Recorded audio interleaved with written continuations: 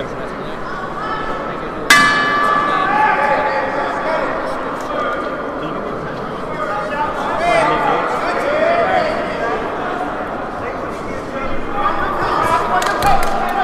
always find it really funny how two guys have a face-off or meet in the middle, and then how they fight afterwards. You know, sometimes when they don't make eye contact, I'm like they're scared. But then sometimes they come out after not making contact and they're complete animals. Sometimes they're Fedor. Yeah, like they don't give a fuck about eye Gregor contact. Gillespie. Gregor, perfect example. No eye contact.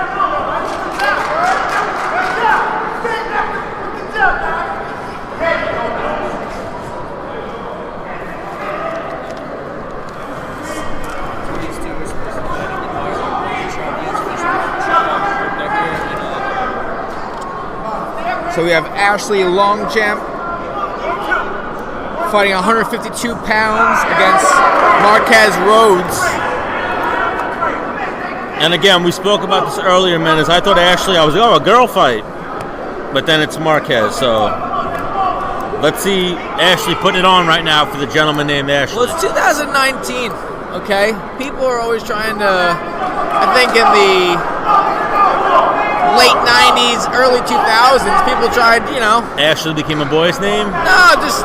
I mean, yeah, I'm not trying to speak on being totally naive. I just figured it was a woman's name. Yes, a girl's name. But yes, we have Ashley in the red, Marquez in the blue. I wonder if Marquez is a former Muay Thai fighter.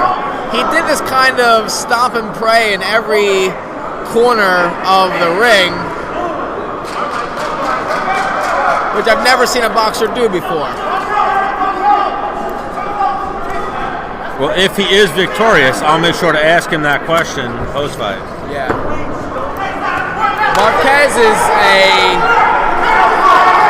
he's a little bit more of a counter striker. He's a little longer.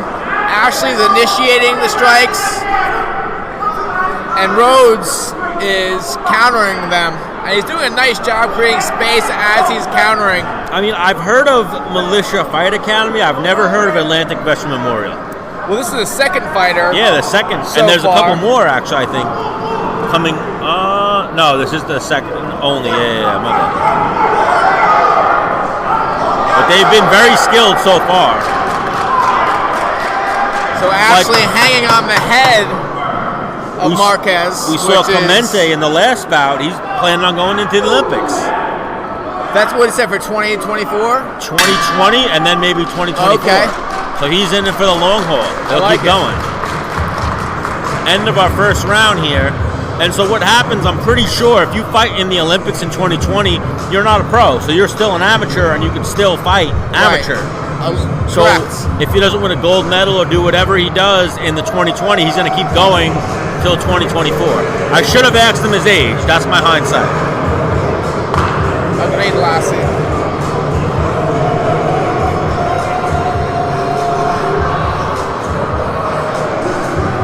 I saw Andre Harrison walk in the building. Did you? Yep. He might have missed his guy's fights. I don't know if Keith Trump will be in anybody else's corner, but we'll see. Or maybe the Freeport PAL. I don't know.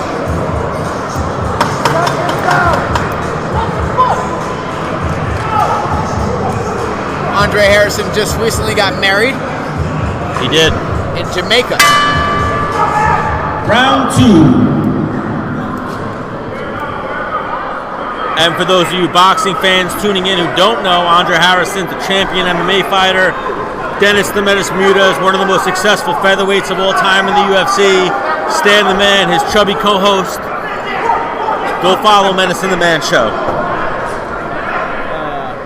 Tell you what, Ashley Longchamp looked a little late to answer that bell.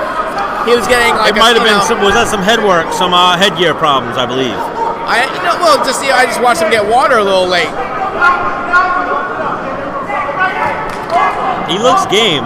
Ashley Longchamp's doing a very good job of controlling the center of the ring. Longchamp just gave him a little wave in like you're running from me.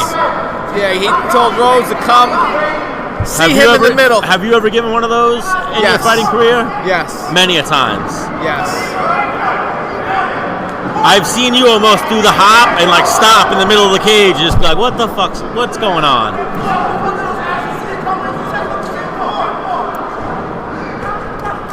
Good right hand there from Rhodes. Followed by a left hook, double left hook. Well, he set himself up ready to counter. Longchamp didn't come in, so he initiated with that very, very long jab, or the very, very long two. A lot of times when people start a combination with a two from a very far distance, it throws the other guy off because it's such a far distance to throw a punch from. I'm seeing some good head movement too from Rhodes in the blue. Yes, I agree. As soon as a punch comes, he kind of ready to slip. Yeah, there you go. Perfect example right there. He's moving. He avoided all three of those shots there.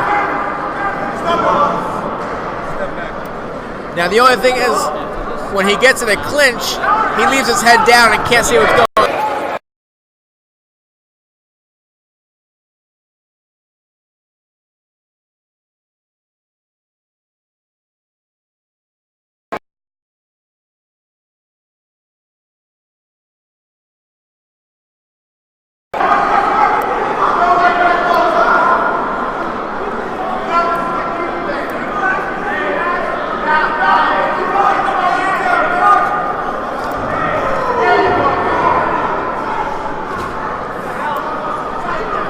Both these boxers holding on each other's head any chance they get a chance to do so. Well, you know from your fighting career, that's a thing. Holding and hitting, dirty boxing, that's why it's called dirty boxing. It's a thing. Like, you got to tire your opponent out. It's a good way to land some shots. In MMA, you'd be holding on the guy's head to maybe set up a takedown, set up the punch. And in boxing, it's either you're resting or you're trying to hold and hit, which is a real thing. Longchamp gives a little shoulder dance to end the round, second round. This fight, too, very competitive. I won't say it's as exciting as the Roches versus Clemente, but up there, very competitive. I hope I'm wrong, but I think the Roches Clemente will probably be the most exciting fight. I hope I'm wrong as well. I hope you're wrong as well, but yeah, that was a good one. I wonder, like I talked to Clemente, he said at 29 fights, I wonder how many fights the Roches had. Oh, and even that, now that my brain just worked, Andre Harrison lives down the block. Does he live in Freeport? That's right down the block. Okay. We're in Uniondale right now. This is where I know Aljamain grew up in Uniondale, and I'm pretty sure Aljamain Sterling. Yes, Dre was from Freeport, but Freeport's right down the block. I would imagine DeRoches spars with Andre Harrison. Yes. Oh, what do we got? Here we go. Round 3.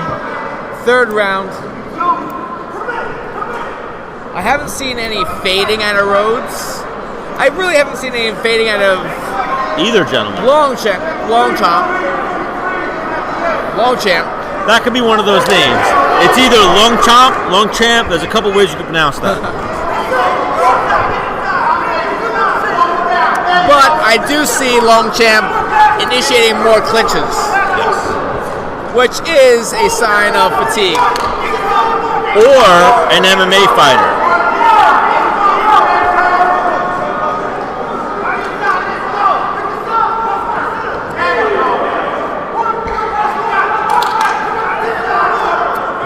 Well, I mean, like, I know you've done many rounds of just boxing. One of my favorite things whenever I did just boxing was to grab almost a tie clinch, let go immediately, and then throw a combination off of it.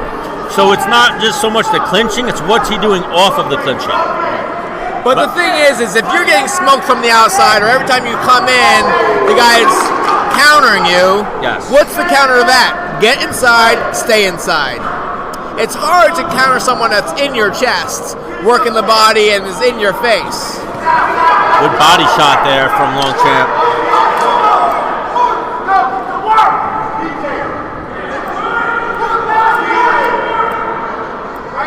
Again, Ashley Longchamp in the red, Marquez Rhodes in the blue.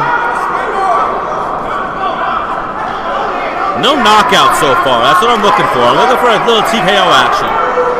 Well, the thing is, it's amateur fighting. I'm sure they're not trying to promote knockouts. They have headgear on, and they're not professional level fighters. They happen, though. They do happen, for sure.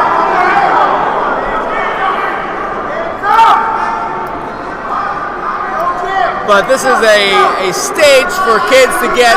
That's why these amateurs have so many fights. It's because it's almost like sparring on the weekends. Yes. You know? An amateur fight is almost like a sparring match. A glorified. And probably less time. Yeah.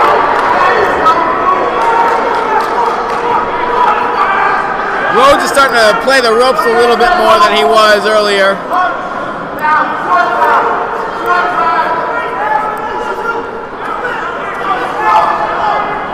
Rhodes always trying to counter, but he's the longer fighter.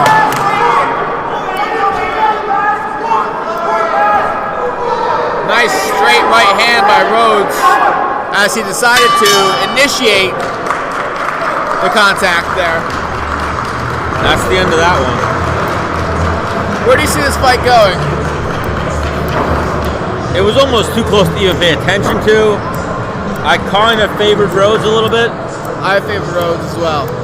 I felt like he was landing the more effective shots. Let's see what the judges have.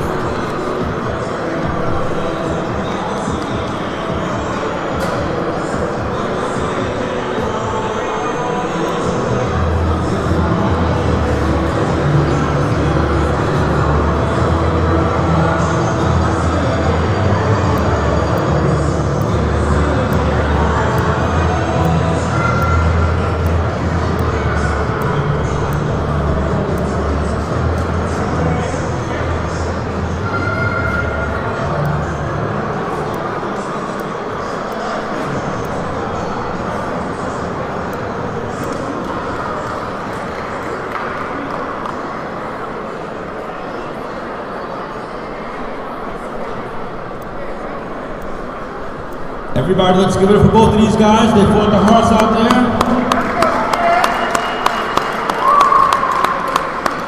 But your winner, by a score of 2-1, judge's decision, coming out of the red corner.